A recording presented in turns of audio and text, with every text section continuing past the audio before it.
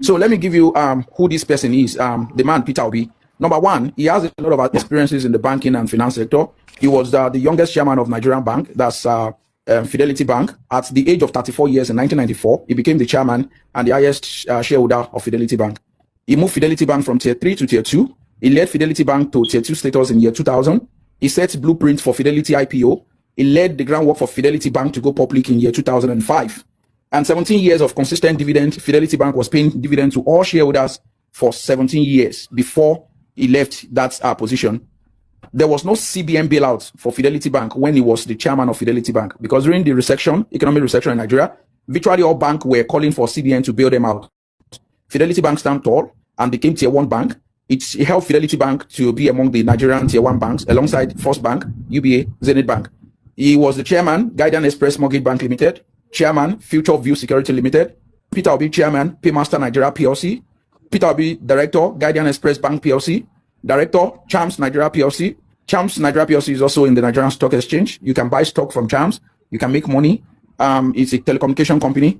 And he's also a director, Emerging Capital Limited, director, Card Center PLC, chairman, Board of Securities and Exchange Commission. That's SEC.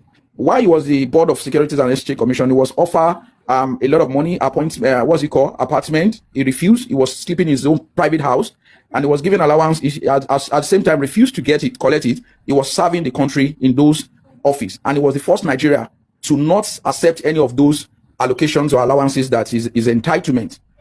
And Peter Obi is the chairman, the CEO, Nest Nigeria International Limited. In the 1990s, he was the founder, Nest Cash and Carry. He built one of the Nigerian largest indigenous retail malls, expanded Nest International to UK. He opened branches in the UK in 1995. Nest International UK, they were making a revenue that was over £85 million annually, and import a lot of products into Nigeria. He headed the marketing management company that imported NX salad cream. Please show love. I love TikTok. Well done. Thank you. Just comment. And he was the chairman, Nest International Nigeria Limited, leading international manufacturers and marketer of leather products. In professional membership and roles, so Peter Obi is a member Nigerian Economic Summit Group, member Nigerian Chartered Institute of Bankers, member British Institute of Directors, member Commonwealth Business Council, member West Africa Business Committee, member British Nigeria Business Council, member Nigerian South African Chamber of Commerce. Then, as a governor in Anambra State from 2006 to 2014, I'm going to read to you so that you can know who Peter Obi is. Peter Obi was known for rule of law, order, and discipline in government. He reduced the cost of governance. He cut ministries from 37 to 20 and merged parastatals to reduce duplication. He cut overhead cost, reduced official costs, banned siren for officials except in emergency situation. And that's the same thing that is happening in diaspora. When your governor is passing, you won't even know. When your mayor is passing, you won't know. Nobody blown siren like a Chris man, the way that Nigerian politicians are doing. Peter Obi said only emergency ambulance should move with siren, and that is the truth. Usually it's about buying mama cause traffic everywhere. The citizen employ him into office, and he's supposed to respect the office of the citizen, which is the highest office in the land, and not for you to block us into the 177 entry 10 kukiri. He was doing a lot of personal engagement with development partners from inception to the delivery level. The same thing, Alex Otinsheni, Abia State. He ensured that he monitored the project from budget delivery, budget allocation to the implementation, from the startup to the end. There was transparency with donor funds. He met the benchmark for transparency, accountability, and faithful use of donor funds. There was a peer review participation that was done, and Anambra State became the first state to undergo national peer review via the state's peer review mechanism with DFID. There was a lot of discipline in payments. You can go and verify at the period Peter Obi was the governor in Anambra State. No teacher, no civil servants, no pensioners, no contractors were owned gratuity, pension, salary, or certificate of payment as of December 2013. In education, he actually done a lot, and he returned 1,040 primary schools to original mission owners, the Catholic Anglican, back in Anambra State, and 6 billion naira grants was budgeted, released, and allocated for the return of schools. He funded reputations of school until they meet standard in the country. He improved educational standard. He became known for improving standard across the state. He built vocational and technical education. That is, he was the one that established Anambra State Technical and Vocational Education Board. He renovated technical colleges and vocational training centers. He was awarded the best governor on educational award. Your president, Bola Ahmed Tinubu, never received any award on education. Peter Obi was the best governor on education. Go and verify. He was awarded by National Institute of Marketing of Nigeria in 2014. He paid NECO exam fees for 148 inmates across correctional facilities in Anambra State. He gave the platform so that prison inmates could have opportunity to be educated. And then he donated to schools, 10 million naira to College of Health Technology in Newi, 5 million naira to Vocational Academy Ozumbulu, and he advocated education for inmates. Kenneth DK Library construction was done by him. He developed the Ungwari campus of Chukwuemeka Odumegwu Ojukwu University with faculty buildings and road electrifications. Those are the things you can see and you can testify. There are evidence-based development that he did in Anambra State. Tap, and then you can comment. You can give Queen roses while I continue to read this out. In the health sector, he established Anambra State Health Insurance Scheme for affordable healthcare so that they can bridge access to healthcare for people in Anambra State. Everybody should be able to have access to healthcare irrespective of your economic status. And that is the responsibility of our government. That's what we expect. That's the constitutional responsibility. He ensured there's free maternal and child healthcare services in Anambra State. That reduced the maternal and child rate of people in Anambra State. He constructed healthcare facilities across the state. There was accreditation of health institutions. We had about 12 institutions that were accredited by 2014. Before he became the governor in Anambra State, none among all of these accredited health facilities were accredited. But when he became the governor, he did a miracle. Anambra State University Teaching Hospital was completed and upgraded from Cottage Hospital in October 2009. And there was a Golden Jubilee Award in 2015 that was given to Peter Obi for contribution to healthcare at St. Charles Borromeo Hospital. Odumegwu Ojukwu Teaching Hospital was developed by Peter Obi in Akwa. Modern lab facilities was added to the facilities. He developed consulting clinics, cold rooms. They were all added to the teaching hospital, which never had it before now. That means if you need to do blood transfusion, it will be difficult because there's no cold room. If you need to take some vaccines, it will be difficult because there's no cold room. And so he also did partnership with missions in healthcare delivery. Lest I forget that Anambra State was rated at 26 before Peter Obi became a governor in education. But when he became a governor, for the last 3 years in his office, Anambra became the first consecutively in WAEC, in NECO. They had the best student in the history. Lagos was never first. Really, even while Bola Ahmed was there. Go and verify. Roads, bridges, and infrastructure. Peter Obi constructed the first flyover in Anambra State, Nkpo flyover. So he constructed and rehabilitated multiple roads and bridges, which also improve accessibility. Over 400 roads were constructed by his, by Peter Obi, while 91 was done by his predecessor. Anambra State had 41 bridges, as at the time Peter Obi left office, there were 28 bridges constructed by Peter Obi himself out of those 41. So he took over and completed Old Enugu Road from the federal government. Pedestrian bridge was done at Unizik Junction. He rebuilt the bridge at Okwa Nkpagu Road. He built the Enugu Road, that's Agwoka Road. He completed the first phase of the state secretarial complex. He completed the second phase of the state secretarial complex. He built the first secretarial complex to scatter all the ministries, to house the scattered ministry. He commenced the 3-ham zone, the government house, legislative building, and judiciary building. He also constructed the Women Development Center.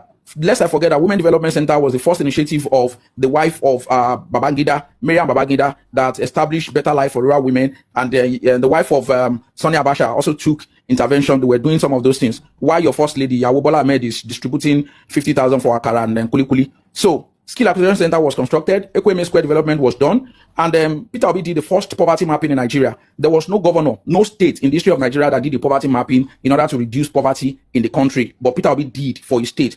And area mapping of Akwa was also done. He did the structural plan for Oka Capital Territory in Onitsha, Nnewi. Peter Obi attracted World Bank NEMP map for erosion and watershed management. Erosion control mechanism was put into place and water corporation was inaugurated. Hydrophone housing model was first done, which was the first in Nigeria modern history, using 95% of mud for affordable home for the poor masses. And he did a lot of youth empowerment and creative economic initiative. Anambra State Creative Arts Council was established by Peter Obi. So now let me tell you some little things about him. Peter Obi established the first sovereign wealth savings in sub-Saharan Africa. There's no state in the history of Africa where the state will keep money for future investment of the state. Peter Obi did it. Your father, when he was the governor of Lagos State, he actually put Lagos in debt. Gbèsè ló jẹ tó fi kúrò lórí oyè tó hand over fún Fashola. Peter Obi ò jẹ gbèsè, ó kówó lẹ̀, ó tún ṣe investment ìfọjọ́ iwájú Anambra. He left 500 million equivalent in investment, local foreign currency, and $156 million in bonds for Anambra. Anambra became the debt-free. In fact, that was the first state in the history of Nigeria to be a debt-free. Your father was the state that has the highest number of debts. Is on record. Go and fact-check it. But Anambra was debt-free. No borrowing for bonds or for projects. Peter Obi made Anambra to become the least indebted state, rated by Nigerian Debt Management Office, DMO. Go and verify. Anambra State became the most financially stable state, rated by Nigerian Senate. He hosted ambassadors, high commissioners from US, from UK, from Russia, from European Union, South Africa, Belgium, Israel, Netherlands, Canada. That means he has that partnership with foreign government and it was more accessible.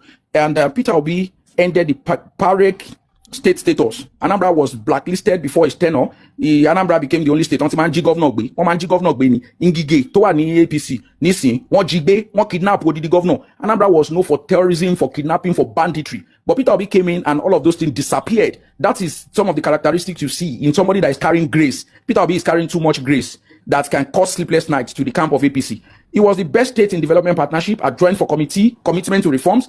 He invested in Interfat beverages, sawmiller, and invested 1.95 billion investment, which also held about 407 million shares in international brewery for Anambra State. Ejo share wo ni Lagos State ní bí ó jẹ gbèsè. Kàkà kí Lagos ní share lẹ́ni company Tinubu ló ní share wọn àtàwọn family ẹ̀, then wá fi Lagos sí gbèsè. Ẹ lọ verify equity partnership model. He used savings to take about 10 to 20% equity in investment like Chinese model.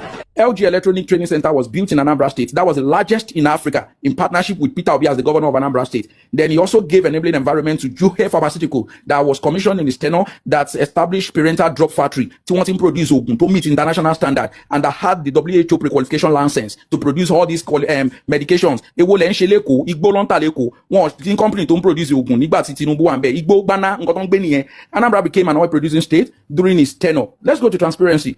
Accountability in savings investment. 48.6 billion Peter Obi saved in local currency. The evidence are there. You can fact check it. $156 million saved in dollar bonds. Evidence are there. Go and verify. Funds earmarked for salaries. 2-year salary was covered for all new civil servants. To anybody will for work on. Who set aside in it. I want to Lagos State. Man be placard. Man protest. Control Wushuba. Control salary. Bangba Bola Ahmed to je governor Lagos State. Peter Obi built funds. He established funds for hotels, for malls, for road. He set aside Aguli Onitsha hotels, Okwane Wi malls. Critical roads were constructed. Long-term investments that will yield results in 2050 was established, structured to grow to $1 billion by 2030 at 6% interest rate. He has planned for the future of Anambra State, even while he's no longer the governor of Anambra State. There's future and it has been secured for Anambra by single decision and his governorship. But in Lagos State, debts, Emerson Gbese, Titema Fikule ko Gbese ni 100% Gbese. 1,000 small-scale enterprises were targeted, were empowered, were developed, were supported by Peter Obi when he was the governor of Anambra State. He had a no-borrowing policy. There was no borrowing. He was not a loaner. He was not Ololo. He was not a chief loaner. He was not Oloni of Oni, like your own father, that came into office and started borrowing money as if there's no resources in Nigeria. Peter Obi achieved all the projects he did without single loan, no bonds. So there was public financial report that was done by the Accountant General Office and that was published annually. The Anambra State was debt free. He cleared gratitude areas, no gratitude owned, no LG servants were owned, no civil servants were owned money. He cleared pension, arrears salaries, nobody was owned. Those are the things he did. And he became the best governor on prudent management given by Nigerian Union of Journalists 2013. One, Lifumba Bayini Award in Kogari, Tofikuro Leku 8 years. Best governor of on education, I've said it. National Institute of Marketing of Nigeria, Babayi Ogba, Tofikuro Mbe. Best governor on MDG implementation given by OSAP, MDGs, and UNDP. Your father no get that. He was the silver bed man of the year 2011. Your father never had it. UNDP recognition was given for MDG achievement in Anambra. Your father never got it. Bill and Melinda Gates Foundation gave him the best governor award 2012. Your father never got it. For F1, please. F1. We shop there. We shop you gidi. For F1. Be don't lie. At this point, primary school that he went, he asked classmates from primary school, they can verify, they can testify.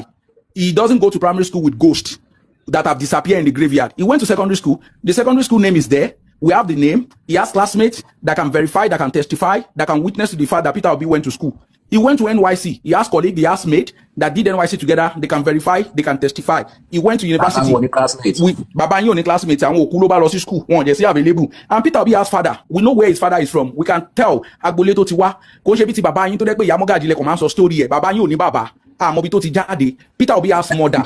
Mobiti ya itiwa. Konsheru ku. Won gbe lo sheru leko dumota. Won gbagbe e ko gba apere ajase latosun lo seko. So Peter Obi is that man that you people don't know. And because he has too much grace, it's a confusion to all of you. And I think that Yoruba should know more about this man. And let me tell you something. The people in Igbo, they have this industrial revolution mindset. That is part of their culture, their heritage, and it should be a proud to Nigerians. So if this man becomes the president, there's every possibility that the economic revolution of Nigeria will be turned around. There will be employment. There will be a lot of things that is going to grow that country. And that is what we're waiting for, because we want a government that can provide electricity for the people, that can provide water access, that can provide access to healthcare service, universal coverage for people people to have access to treatment care and support services that can promote and expand our life so that people in Nigeria can live longer. Right now, Nigeria is one of the countries with the least life expectancy. We don't want that. We want a country where pregnant women can give birth without being afraid. You don't have to go to prayer house and be praying for God in order to go to surgery. You can go into the theater and come back successfully because there will be stable electricity supply. Surgery,